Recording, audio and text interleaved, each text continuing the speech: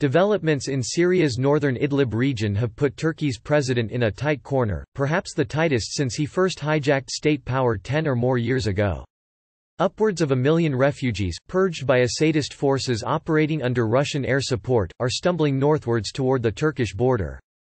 The border is closed. But you can't keep 1 million starved, frozen, desperate refugees out by main force.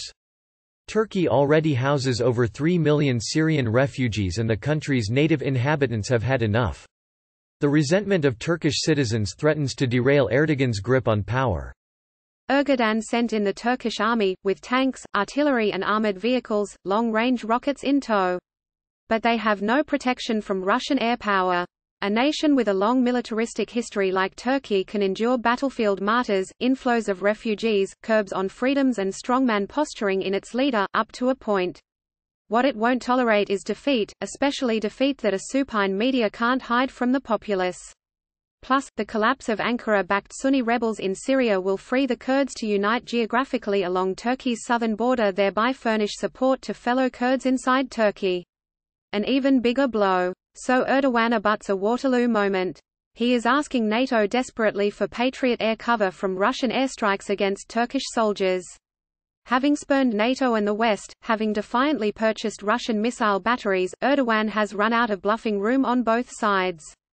This happened once before in 2015 when his air force shot down a Russian Su-24 fighter bomber as it curved around in Turkish airspace to attack anti-Assad rebels from the rear, meaning Turkmen tribes in Syria armed by Ankara to act as support for weapons and jihadis crossing the border from Turkey. Erdogan begged NATO for Patriot missiles then.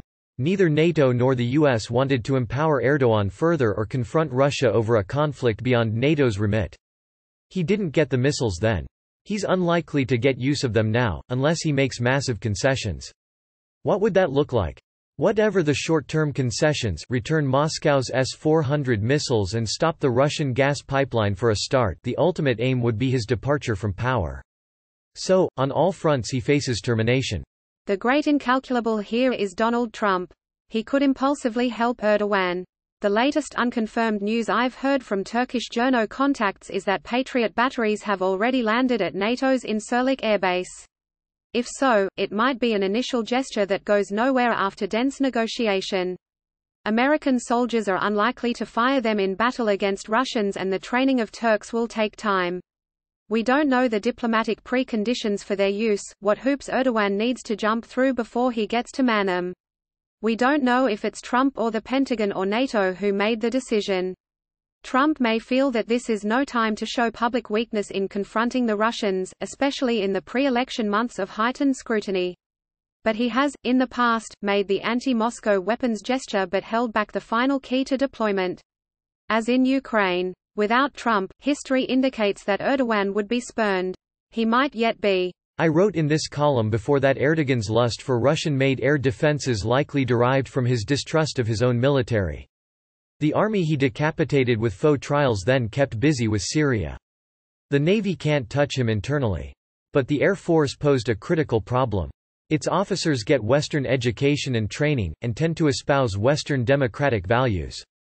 During the suspiciously ramshackle 2016 coup attempt by the military, Erdogan mobilized supporters against tanks and soldiers but couldn't contain the marauding jets of his own air force.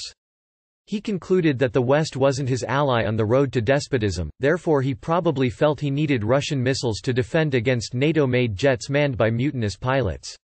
Moscow's S-400 missile system inevitably meant Russian trainers and observers and a rival anti-NATO officer bloc within the Turkish Air Force. It also meant that Moscow would learn how to shoot down Turkey's, therefore NATO's, warplanes. So Washington stopped military cooperation with Ankara. During the Ottoman centuries of retreat and decline, the Sublime Porte retained global leverage by playing off the great powers, the Tsar, the Kaiser, France, Britain et al., against each other. In his neo-Ottoman delusions, Erdogan believed he could adopt similar tactics by juggling alliances. But it won't work for him. The West that he likes to annoy so much still has some need to uphold NATO's eastern flank if only to insulate Europe from Mideast chaos. To some degree Europeans care what happens to Turkey. The Russians don't. For them, a pro-Moscow Turkey is great. But a Turkey destabilized is just as good, maybe better. No threat to Syria, no more NATO flank. Putin never ends a smoldering conflict if there's still leverage to be gained. As yet, the Kremlin has no reason to play nice with a recalcitrant Erdogan. So the Russia option, as Turkey's president is just discovering, was never a haven. Turks have, by now, woken up to the pharaonic caprice of their supreme leader.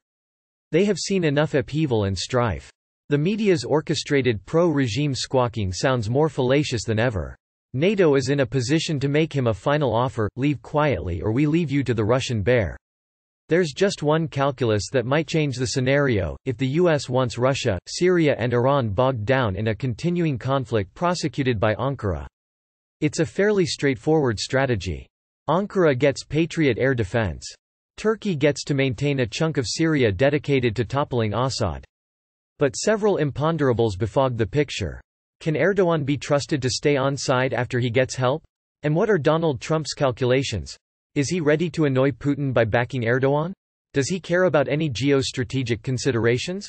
Will he listen to more tutored advisors?